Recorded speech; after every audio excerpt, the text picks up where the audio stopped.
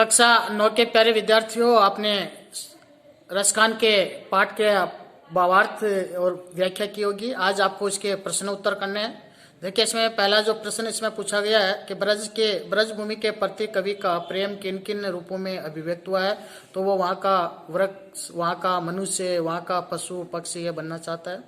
कवि का ब्रज के वन, बाग और तालाब को निहारने के पीछे क्या कारण है कि शायद वहां पर उसको किसी न किसी रूप में भगवान श्री कृष्ण के दर्शन हो जाए, इसलिए वो वहां के बाग, बगीचे, वन, तालाब आगे देखना चाहता है। एक लकुटी और कामरिया पर कवि सब कुछ न्यौछावर करने को तैयार है। क्यों? क्योंकि वो उसको प्रिय है, क्योंकि वो भगवान श्री कृष्ण को प्रिय चीजें हैं, और इसलिए लेखक भी यानी कवि भी उन चीजों को अपना करके और अपना सब कुछ उन पर न्यौछावर करना चाहता है।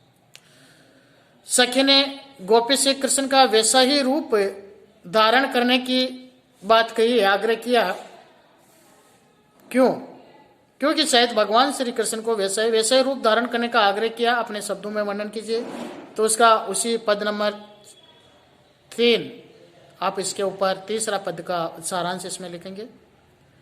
आपके विचार से कवि पशु, पक्षी और पहाड़ के रूप में भी कृष्ण का सानिध्य क्यों प्राप्त करना चाहता है? वो अपना मोक्ष प्राप्त करना चाहता है, या किसी न किसी रूप में भगवान की जो प्रिय चीजें हैं उनको छू करके वो अपना जीवन धन्य करना चाहता है। चौथे सवय के अनुसार गोपियां अपने आप को क्यों विवश पाती है कि क्योंकि बांसुरी की जो मधुर ध्वनि है वो ध्वनि गोपियों को विवश कर देती है। भाव स्पष्ट कीजिए। कोटि के कल धोत के धाम, करील के कुंज ऊपर वारूं, इसका भावार्थ लिखना है आपको। मायरी वाह मुख की मुस्कान, समरी न जेह न जेह न जेह। हे माँ, भगवान श्री कृष्ण के चेहरे की वो मुस्कान मेरे से बिल्कुल भी संभाली नहीं जाती, और मैं उस मुस्कान के कारण न तो अपने आप को संभाल सकती हूँ, नियंत्रित नहीं कर सकती। काले निकुल कदम के डालन में कौन सा अलंकार है? तो इसके अंदर अनुप्रास अलंकार है, क्योंकि क वर्ण की आवर्ती हुई है।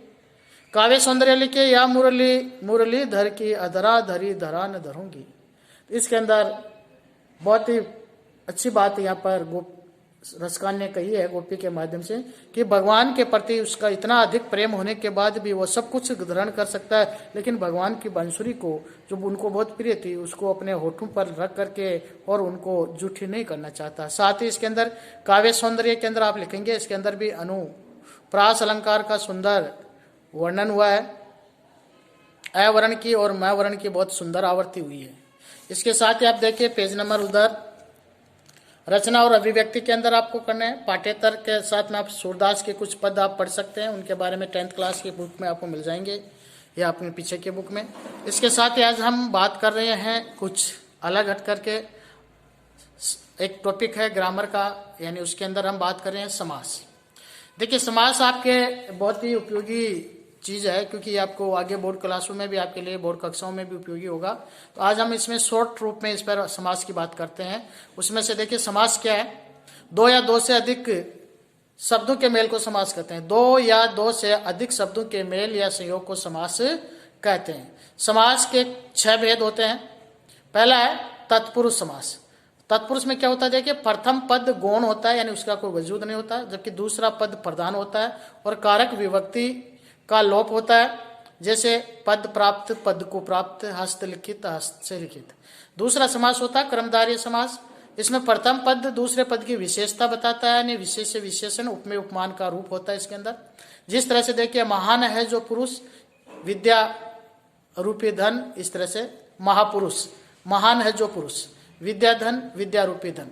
द्वंद्व समास, द्वंद्व समास में देखिए जिस समास में दोनों पद प्रधान होते हैं, जैसे माता पिता, माता और पिता, दिन रात, दिन और रात। इसी तरह से द्विगु समास के अंदर जिस समास का पहला पद संख्यावाची होता है और दूसरा पद प्रधान होता है, नवरत्न, नवरत्नों का समूह। पांचवा देखिए अव्यय भाव समास, जिस समास का प्रथम पद अव्यय होता है और दूसरा, और साथ में वो प्रधान भी होता है, दूसरा संज्ञा होता है। इसके अंदर यथाशक्ति, शक्ति के अनुसार, दिन दिन, प्रतिदिन, दिन दिन, इस तरह से। बहुव्रीहि समास, जिस समास के दोनों पद गौण हो और दोनों ही मिलकर अन्य तीसरा अर्थ प्रकट करते हैं, जैसे नीलकंठ, यानी नीला है कंठ जिसका हुआ है शिवजी, महावीर, यानी महान है जो वीर वह है, यानी हनुमान जी। यानी इस तरह से हम कह सकते हैं कि समास के अंदर 6 रूप समास के होते हैं, और 2 या 2 से अधिक शब्दों के मेल से जो शब्द नया बनता है वो सामासिक पद कहलाता है। इस पर हम आपका जो व्याकरण का सिलेबस में फिर हम इस पर बात करेंगे। तब तक के लिए नमस्कार।